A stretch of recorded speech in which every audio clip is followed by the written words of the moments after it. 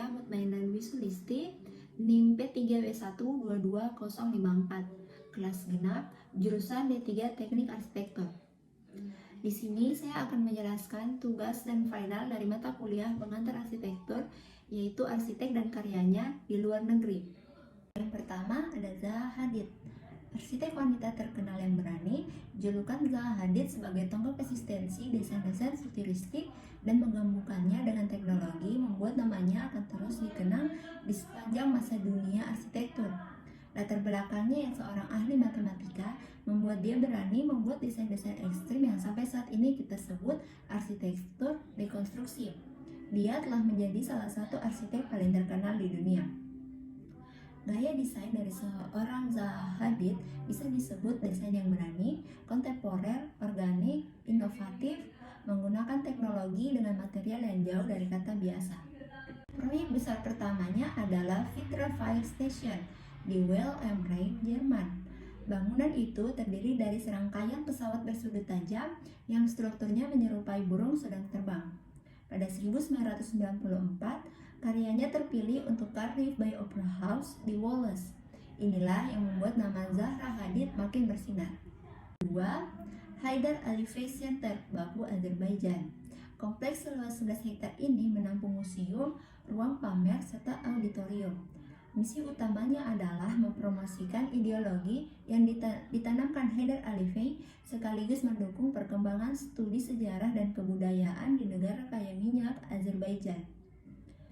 Zaha Hadid, arsitek tersohor kelahiran Irak, menjawab melalui rekayasa sipil yang lebih memprioritaskan wujud ketimbang struktur.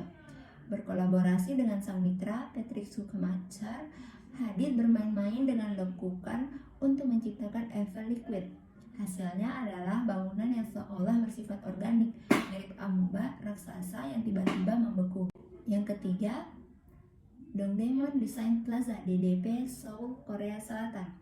Berlokasi di Seoul, proyek ini menampilkan lingkungan indah yang menjadi ciri khas setiap proyek Hadid.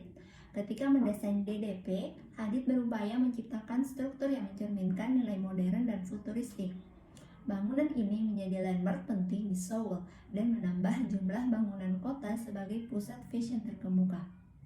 Proyek yang terdiri dari aula konvensi, area permainan, ruko, dan taman indah menjadikan objek wisata penting para turis ketika berkunjung di Korea Selatan. Arsitek yang kedua, Alvar Aalto atau yang bernama lengkap Alvar Hugo Henrik Aalto adalah seorang arsitek berkebangsaan Finlandia. Alvar Aalto lahir di Finlandia 11 Mei 1976. Aalto mulai mengenal dunia arsitek semenjak ia mulai belajar di Helsinki Technical Institute di bawah Armas Ringer. Karir pertamanya dimulai sebagai desain pameran. Pada tahun 1916 sampai 1921, ia juga pernah menjabat sebagai kepala arsitek Finlandia. Karyanya yang pertama ada Finlandia Hall. Finlandia Hall adalah sebuah gedung kongres dan pagelaran di tengah kota Helsinki. Agar dapat fleksibel pada bagian fasilitas konsernya, gedung ini menyediakan berbagai skala ruang, mulai dari kecil hingga ukuran yang luas untuk festival internasional.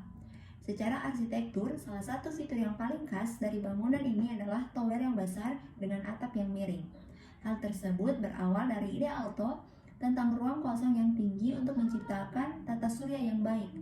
Tentu saja, desain tersebut disertai dengan rancangan plafon berkisi-kisi khusus. Yang kedua ada Villa Mayra. Villa ini dirancang Aalto untuk Harry and Mayra Gullichan. Pada denahnya, Aalto menggunakan bentuk L seperti bangunan lain yang pernah ia desain. Hal tersebut memudahkan Aalto untuk membagi tingkat zonasi ruangan dari villa mulai dari semi privat hingga ruangan yang eksklusif. Ada juga bagian yang langsung menghadap keluar untuk melihat aktivitas di zona publik. Villa ini bernuansa elegan dan harmonis dengan lingkungan sekitarnya yang berupa pepohonan dan hutan. Yang ketiga, Senat Sasalo Town Hall. Bangunan ini dianggap sebagai salah satu karya paling penting dalam karir seorang Aalto. Terdiri dari dua bagian utama, yaitu ruang dewan berbentuk U dan town hall berisi perkantoran administrasi, perpustakaan umum, dan flat. Pada karya ini, Aalto memadukan antara arsitektur vernakular, ala ala Finlandia dengan humanisme dari kebangkitan pemikiran di Italia. Hal tersebut dituang dalam bentuk bangunan yang khas serta memiliki tangga akses sekaligus memberi nuansa alami. Arsitek yang ketiga ada Cesar Pelli, adalah seorang arsitek Argentina Amerika yang merancang beberapa bangunan tertinggi di dunia dan bahkan tanah kota besar lainnya. Beberapa kontribusinya yang paling menonjol diantaranya adalah Menara Kembar Petronas di Kuala Lumpur. Menara Kembar Petronas menjadi konstruksi tertinggi di dunia sebelum didirikannya Taipei 101 pada tahun 2004 yang diukur sampai ke atas komponen strukturnya yaitu puncak. Puncak diasumsikan sebagai roda tertinggi dalam arsitektur konstruksi tersebut, dan bila diubah dapat berlaku banyak mengganti penampilan dan arsitektur konstruksinya. Sedangkan antena dapat dipasang atau dicabut tanpa mempengaruhi penampilan konstruksi. Karya selanjutnya ada National Museum of Art di Osaka. Cesar Pelli merancang bangunan itu terinspirasi dari hidup bambu serta pertumbuhan dan perkembangan seni kontemporer. Susunan lengkungan logam membentang ke langit menandai lokasi museum bawah tanah ini. Museum Seni Nasional Osaka terdiri dari 3 lantai ruang bawah tanah. Selanjutnya ada One Canada Square. Salah satu fitur dominan dari gedung ini adalah atap piramidanya yang memiliki lampu peringatan pesawat terbang yang terus menyala. Fitur yang jarang ada di bangunan-bangunan Britania Raya. Pinakel piramida ini berada pada ketinggian 800 kaki atau 240 meter di atas permukaan laut. Gedung ini didominasi oleh perkantoran, namun juga terdapat beberapa unit pertokoan di lantai bawah. One Canada Square masih menjadi gedung perkantoran mewah dengan 80% ruang perkantorannya disewakan. Gedung ini dianggap sebagai markah tanah London dan mendapat banyak perhatian melalui film, televisi, dan media lain karena statusnya sebagai bangunan tertinggi di Britania Raya. Selanjutnya ada Richard Meier, adalah seorang arsitek dan pakar seni rupa abstrak asal Amerika yang rancangan geometriknya membuat pemakaian pengaruh dari warna putih. Richard Meier menangkap penghargaan Pritzker pada 1984. Meier telah merancang beberapa bangunan ikonik yang meliputi Museum Seni Rupa Kontemporer Barcelona. Museum Seni Rupa Kontemporer Barcelona memiliki referensi kuat ke modernisme. Bangunan putih besar 120 x 35 meter memiliki sebagian besar evaluasi selatannya berlapis kaca, memberikan pengunjung pemandangan ke seberang alun-alun dan memungkinkan banyak cahaya alami untuk menerangi galeri interior. Museum ini memiliki 3 galeri utama yang dapat dibagi lagi serta 5 galeri yang lebih kecil, salah satunya berada di menara. Yang kedua, Church of God the Merciful Father atau Gereja Jubile.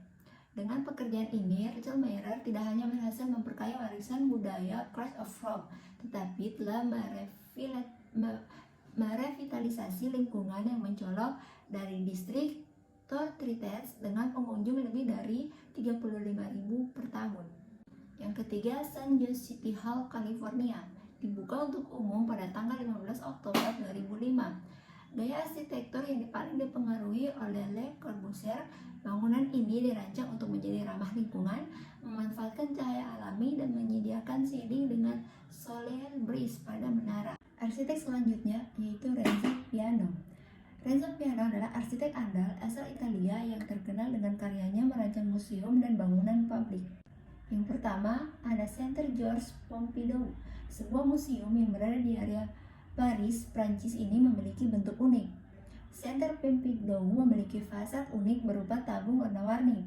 Fasadnya ditutupi oleh tabung yang terdiri dari 3 warna, yaitu biru atau pendingin ruangan AC, kuning sebagai listrik, dan hijau untuk pipa air. Sementara warna merah diperuntukkan sebagai eskalator dan elevator tubular. Centre Pompidou dirancang oleh Richard Rogers dan Renzo Piano sebagai museum seni modern terbesar di Eropa. Selanjutnya ada Auditorium Parco della Musica.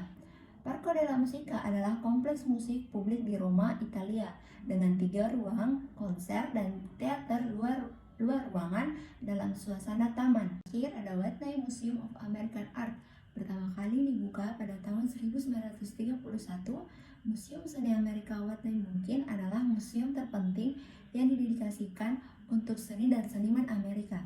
Koleksinya mencakup seni abad ke-20 dan 21 dan seni kontemporer Amerika dengan penekanan khusus pada karya